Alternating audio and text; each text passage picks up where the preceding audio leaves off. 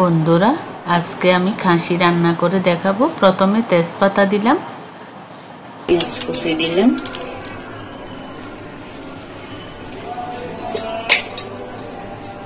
জিরার গুঁড়ো 2 চামচ,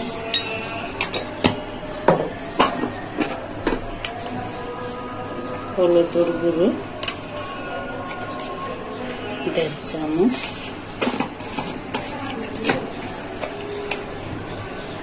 লঙ্কা গুঁড়ো ছোট চামচ 3 চামচ, দই দিয়ে দিলাম।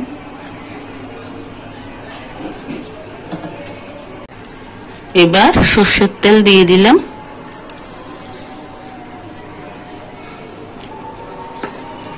এবার কাঁচা লঙ্কা 4টে। এবার ভালো করে ম্যারিনেট করে নিচ্ছি।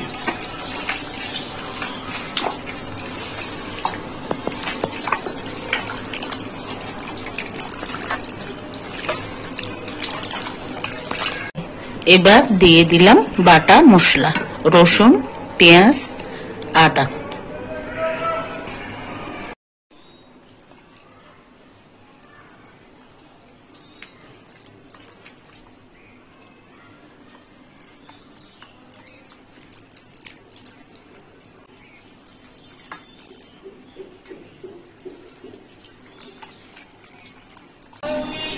এবার লবণ দিয়ে দিলাম পরিমাণ মতো।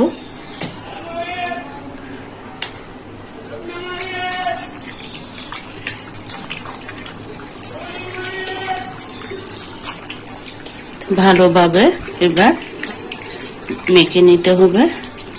এমন ভাবে মাখবো যাতে মাংসের সবখানে আশে মশলাটা ঢুকে যায়। ম্যারিনেট হয়ে গেলে আধা ঘন্টার মতো ঢেকে রেখে দেব। এবার আধা ঘন্টার জন্য ঢাকনাটা লাগিয়ে দিলাম। মাংস রান্না করার জন্য কড়াইটা বসালাম। প্রথমে তেল দিয়ে দিচ্ছি।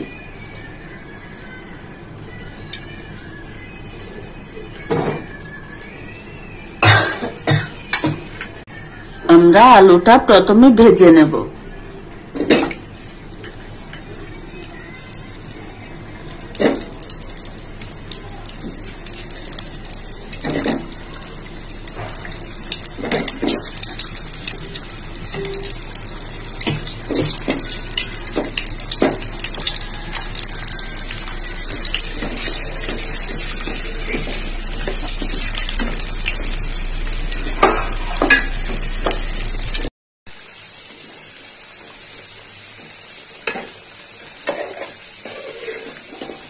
আলুটা লাল করে ভাজা হয়ে গেছে।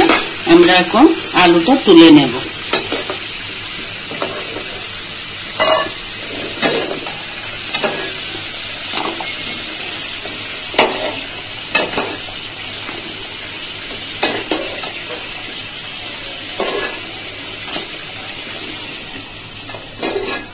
ওই তেলে দিয়ে দেব, এখানে রাখা আছে দারচিনি, তেজপাতা, জিরে, এলাচি, লং, জয়িত্রী,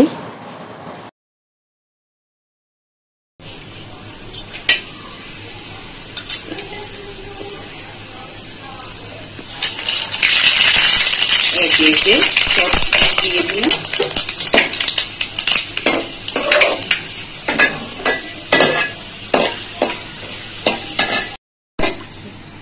এবার দিয়ে দেবো পেঁয়াজ কুচি।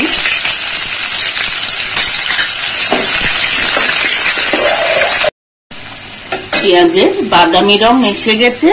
আমরা এখন এই ম্যারিনেট করা মাংসটা ঢাকনা তুলে আমরা এখন এই মাংসটা দিয়ে দেব। কড়াইতে মাংসটা দিয়ে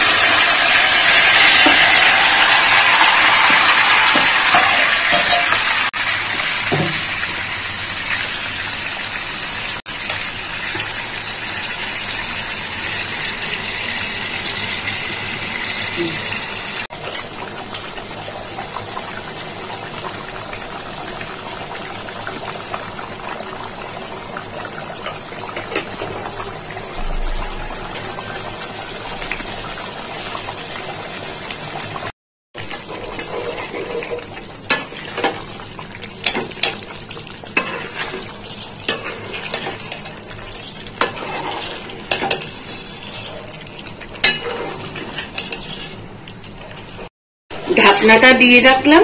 ঢাকনাটা দিয়ে আর একটু কষিয়ে নেব 20 মিনিটের জন্য। মিনিট হয়ে গেল, আমরা এখন মাংসটা একটু ঢাকনা তুলে দেখলাম।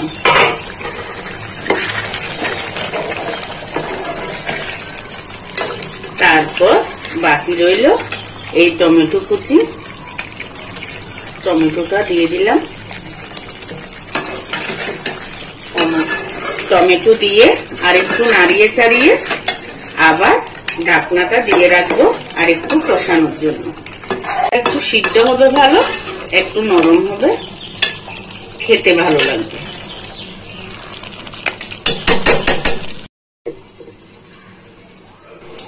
ঢাকনাটা আরেকবার তুলে দেখলাম, মাংসটা অনেকটা কষা হয়ে গেছে। এবার আমরা দিয়ে দেব এই আলুটা দিয়ে আর একটু নাড়িয়ে চাড়িয়ে নেব।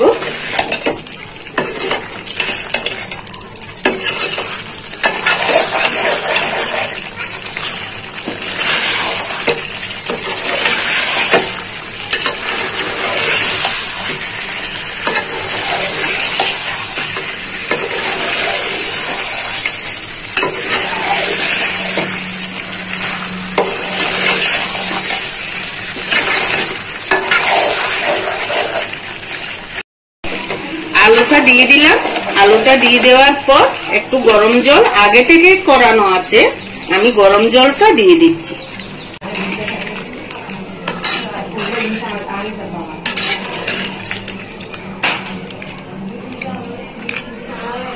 হয়ে গেল আমার মাংস রান্না।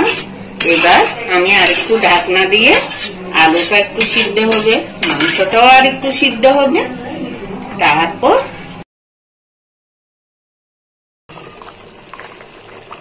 আমাদের আলু দেওয়ার পর মাংসটা অনেকটা হয়ে গেছে লাস্ট পর্যায়ে। এখন আমি একটু গরম মশলা দিয়ে নামিয়ে নেব। এভাবে রেডি হয়ে গেল আমাদের খাসির মাংসের রান্না।